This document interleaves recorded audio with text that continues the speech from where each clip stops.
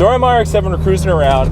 What's the first modification you should do for your RX-7? Now this is a huge range of opinions, obviously, but this one is my personal opinion, as everything I've ever said on this channel, and that is the first thing I would modify in any RX-7 or any car, period, to be honest, is the ECU.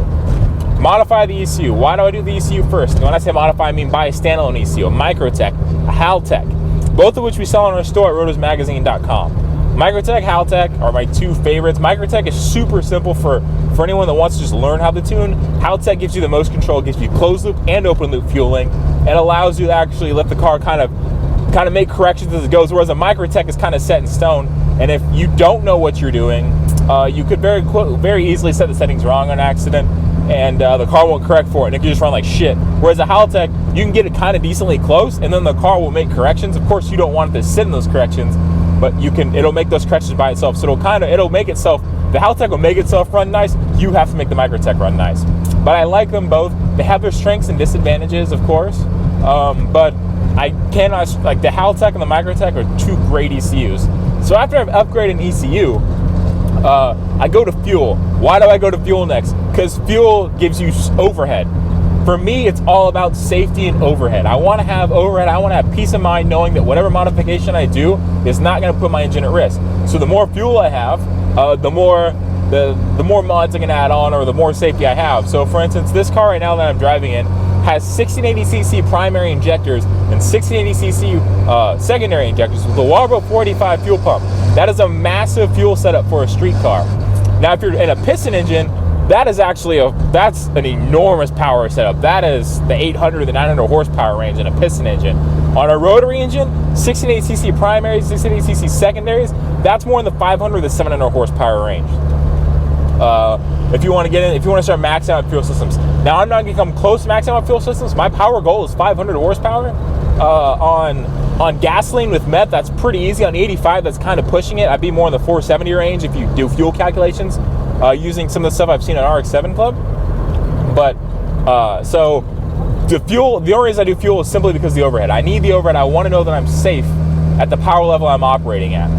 The lower your IDCs, the safer you're going to be. The problem is, on the other hand, with fuel, is that if you're running a huge stage injection, like 1680cc is a big stage injection setup. RX-7s run stage, so they have primary and secondary rails, and my secondaries come on.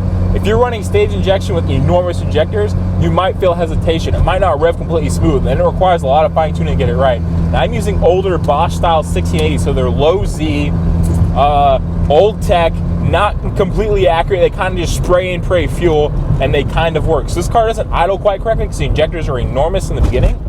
And then the secondary transition's a little bit iffy sometimes, but for the most part, I'm extremely pleased with these injectors. So I go big fuel, I go ECU the fuel, so Walbro 45 in the back as well, so got a nice fuel pump.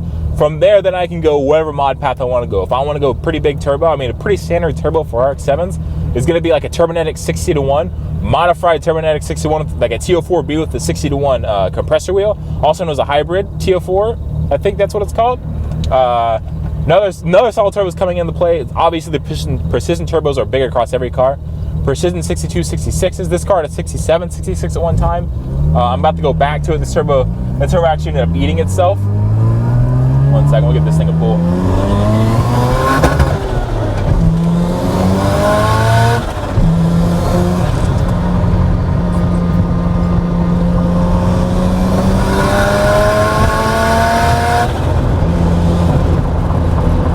So after I've upgraded all my fuel and things, there's several paths you can go, and this is where you can, like, most people even start with the ECU, to be honest, but there's multiple paths you can go to. I like to go to my turbo, my cooling, and my exhaust and all that stuff at the same time. I buy all that stuff as a package deal typically. If I had to buy one first, I would buy probably an intercooler, to be honest. Get an intercooler, just like I said, it's all about, I build safety first, and then I start stripping away those layers of safety.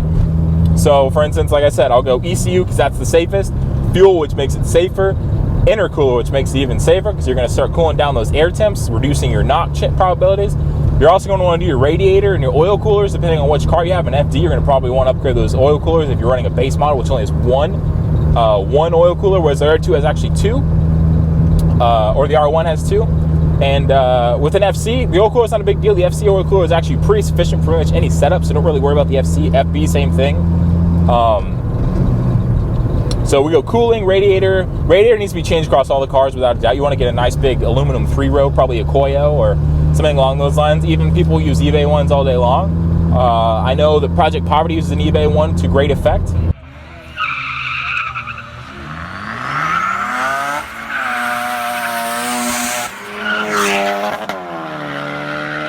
As far as intercoolers go, intercoolers you can go any way. You can go name brand, you can go CX Racing, Godspeed. People do. Godspeed is the fucking cornerstone of performance racing everywhere. If you are a street racer person, a lot of people run CX Racing, a lot of people run these eBay intercoolers, and they all work great. Poverty has the EM USA. This one has a Godspeed, I believe. I personally run eBay cores for a while. When I want to do something super serious, I'll go bigger, I'll do something crazier, but for the most part, I've had no problem with eBay cores, and many people have too. Like the eBay cores have been a big thing for a long time. So, cooling turbocharger. Now, the turbocharger, after your cooling's all set up, you want to do your turbocharger. And the turbocharger and exhaust is probably at the same time because you need to fabricate your downpipe and all that stuff. But if you're going to do a turbo, some turbos that I would suggest that have been tried and true for a very long time in the RX-7 community, 60-1, 62-66 precision, and what's coming into play now is the BorgWarner EFR series, which is extremely expensive. And if you want to cheap out from that $2,000 turbo, the BorgWarner S300 series, the S363, the S366, both tremendous turbos. 9.1 hot sides at the minimum, what people recommend.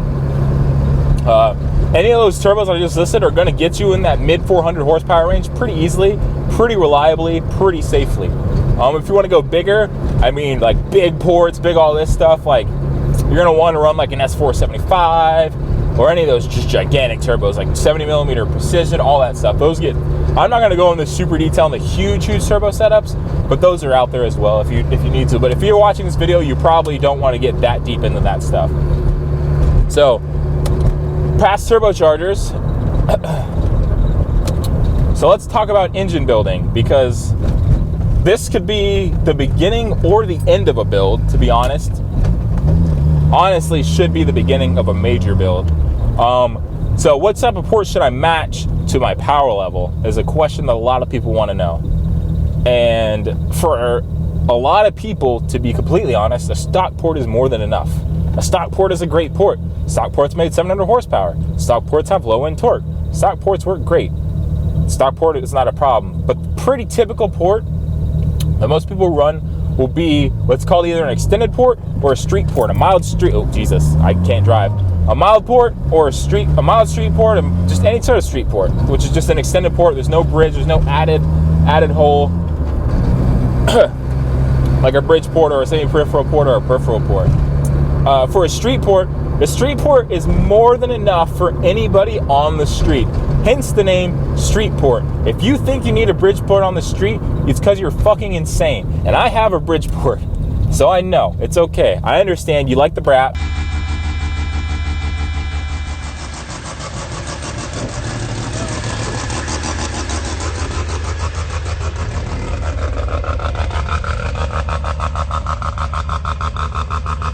People like the Braps, it's no big deal. But the bridge port is an excessive port for the street, and for a turbocharged application with the overlap, perhaps maybe not the best port. You'll get a lot of top end power, but it's a little more difficult to tune a bridge port, and it just goes into a whole bunch of stuff. So if I were to recommend any sort, if you wanted the 400 to 500 horsepower drivable street car, I would not recommend a bridge port. If you want to be able to drive it to work, drive it, do whatever you want to do for the day, I would recommend only a street port. Now, if you want a full race application, you want insane power on the top end, you plan on revving high and trying to make a lot of power, and you want to run a huge turbo, bridge port all the way. But for your average 450, 500 horsepower setup, street port, I wouldn't go any further than that. If you want to make some insane power, obviously you can go into the peripheral port area. But from there, we have the porting done. The porting's not the only thing you need to be concerned about.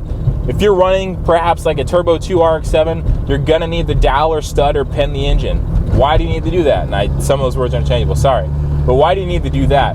Because on an S4 engine, at about 300 to 350 wheel horsepower, the rear iron likes to crack because of the weak casting in the back. So the engine gets enough torsion force, enough rotating force. I don't know if torsion is the right word, I'm sorry. The engine gets enough rotational force that it'll actually pull the engine apart and crack the irons. It's not as similar from like lifting a head in a piston engine, but that's what happens. So when you do that, what you do is you actually take it, you enlarge the holes, you throw 1/2-inch studs, you put bigger dowels in, you do whatever to keep the engine from rotating. There's multiple ways to do it. All the ways work. But you want to do that for an S4. Around an S5, you're going to look 350 to 400. That's when the engine starts cracking. For an FD, it has a thicker dowel casting. So an FD will actually go to about to 500 to 600. The Cosmo RE engine, the one that's in this car, has a later casting RE. It's the same thing as an FD, 500, 600. And then the early ones have a Series 5, so it's 400-ish horsepower.